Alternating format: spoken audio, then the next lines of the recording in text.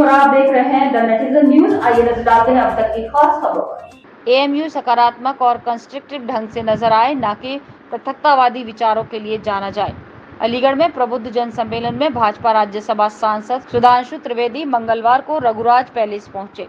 इस दौरान सुधांशु त्रिवेदी ने बताया कि 9 साल में जन कल्याणकारी विकास के कार्य, राष्ट्रीय सुरक्षा और अंतर्राष्ट्रीय स्तर पर भारत की प्रतिष्ठा बढ़ाने का काम किया है।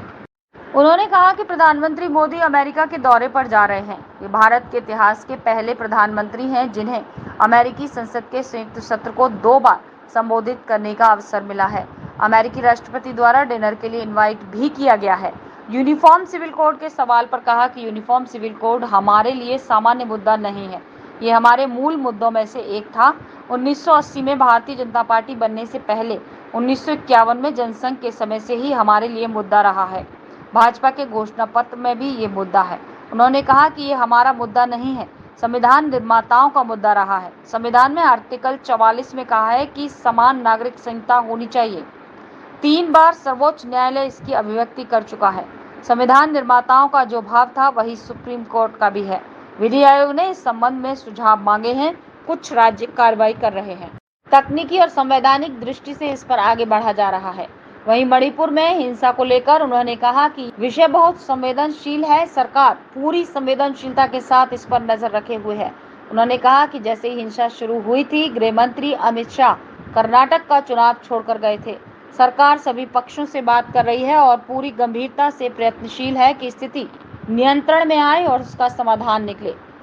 पाकिस्तान की स्थापना में अलीगढ़ मुस्लिम यूनिवर्सिटी से होने के सवाल पर उन्होंने कहा कि इस तथ्य को झुठलाया नहीं जा सकता कि पाकिस्तान का पहला प्रधानमंत्री लियाकत अली यहीं से ग्रेजुएट थे।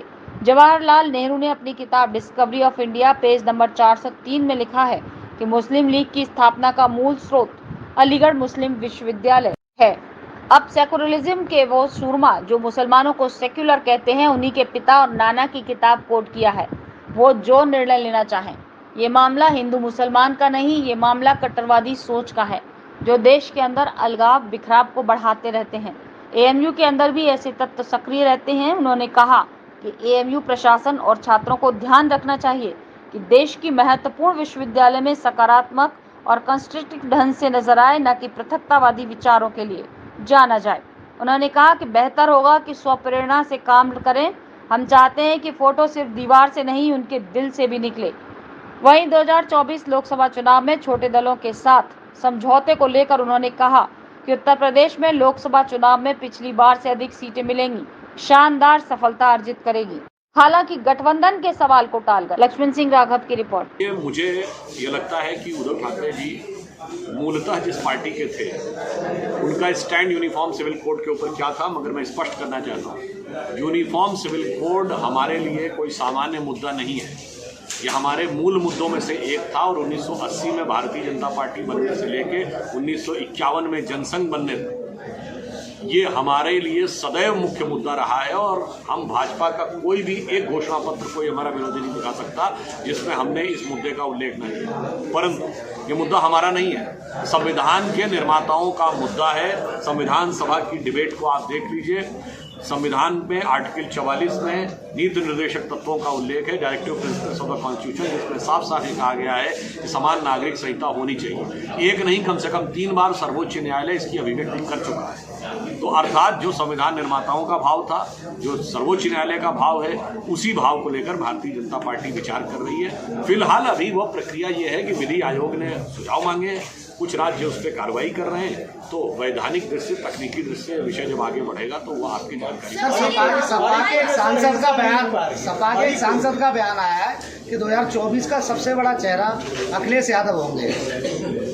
देखिए, ये सपा वालों से आपने पूछा है, राजद वालों से पूछेंगे तो कुछ और होगा, कांग्रेस वालों से पूछेंगे कुछ और होगा, तृणमूल कांग्रेस से पूछेंगे कुछ और होगा।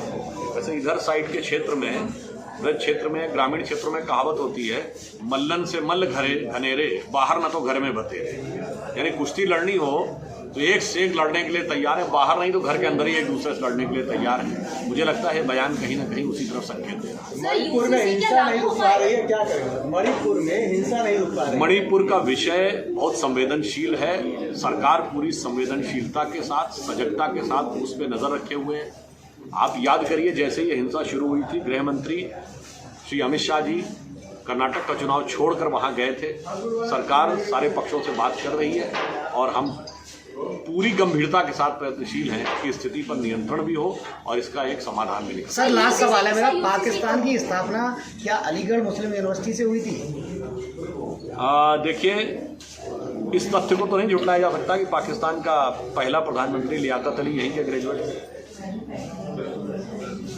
और दूसरी बात यह भी है कि जवाहरलाल नेहरू जी ने अपनी किताब discovery of India page number 403 पे लिखा है कि मुस्लिम लीग की स्थापना का भी मूल स्रोत अलीगढ़ मुस्लिम विश्वविद्यालय था। अब सेकुलरिज्म के वो सूरमा जो कहते हैं कि मुस्लिम लीग इज एब्सोल्युटली सेकुलर, उनको मैंने उन्हीं के पिताजी के नाना जी की यह किताब कोट की है। अब वो जो निर्णय लेना चाहें, उनके ऊपर टिप्पणी करना चाहें तो वो स्वतंत्र है। देश के प्रधानमंत्री 2 साल पहले जब एक ऑनलाइन कार्यक्रम को एमयू को संबोधित करते हैं, विजय सिंह जी, महापौर श्री प्रशांत सिंघल जी, नगर विधायक श्रीमती मुक्ता राजा जी, एमएलसी मानवेंद्र सिंह जी, अनिल पराशर जी, उत्तर प्रदेश सरकार में राज्य मंत्री श्री अनूप वाल्मीकि जी, कार्यक्रम के संयोजक श्री वीएस पॉल साहब और जिला उपाध्यक्ष जगदीप गौड़ जी। आज हम सब यहाँ मोदी जी की सरकार के 9 वर्ष पूर्ण होने पर एक विचार विमर्श के लिए एकत्र हुए हैं। सर्वप्रथम मैं कहना चाहूंगा कि संयोजक महोदय ने अनायास ही हनुमान जी का स्मरण करा दिया और आज दिन भी मंगलवार का ही है। तो मैं ये कहना चाहूंगा कि भाई हमारी कोई खासियत नहीं है, जो कुछ है वो राष्ट्र की है, समाज की है और पार्टी की है। जैसे एक प्रसंग आपको ध्यान हो, जब हनुमान जी लंका में आग लगाकर वापस आए, लंका दहन करके, तो भगवान राम ने कहा कि अरे आपने तो इतना बड़ा कार्य कर दिया, ये कैसे कर दिया? तो वो जवाब देते हैं, यह सब तब प्रताप रघुराई, नाथ नकश मोरी करता है। ये जो कुछ भी हुआ है वो आप ही के प्रताप से हुआ है, इसमें किसी प्रकार का हमारा कोई योगदान नहीं है। तो जो कुछ हो रहा है वो राष्ट्र, समाज और पार्टी और उसका नेतृत्व कर रहे नरेंद्र मोदी जी के प्रभाव से। अब यदि एक संयोग देखिए, आज 20 जून है, यानी अंतर्राष्ट्रीय योग दिवस की पूर्व संध्या, और दूसरा संयोग देखिए, प्रधानमंत्री जी स्वयं इस समय अमेरिका में होंगे और संयुक्त राष्ट्र संघ में ही वो योग दिवस मनाएंगे। यहां से आप समझिए कि 2014 में जो बदलाव आया था वो कितना बड़ा बदलाव था। ठीक 2014 से पहले का दौर याद करिए, 2013 में जब हमारी छत्तीसगढ़, मध्य प्रदेश और राजस्थान की सरकारों ने योग को विद्यालयों में लागू करने की बात कही थी, तो तमाम लोगों ने उसका बड़ा विरोध किया था, ये कहते हुए कि साहब ये तो सांप्रदायिक एजेंडा है, हिंदू एजेंडा है, वगैरह वगैरह। मगर जब मोदी जी प्रधानमंत्री बने और आपने देखा कि संयुक्त राष्ट्र संघ में जब योग दिवस का प्रस्ताव आया तो 170 से अधिक देशों ने उसका समर्थन नहीं किया, वो उसके द्वितीय प्रस्तावक बने। They have not become just the supporter of that resolution, they have become the second proposer। और यूएन के इतिहास में आज तक कोई भी ऐसा प्रस्ताव नहीं रहा जो 170 से अधिक देशों ने जिसका सेकंड प्रपोजल बनकर वो पटन होता है।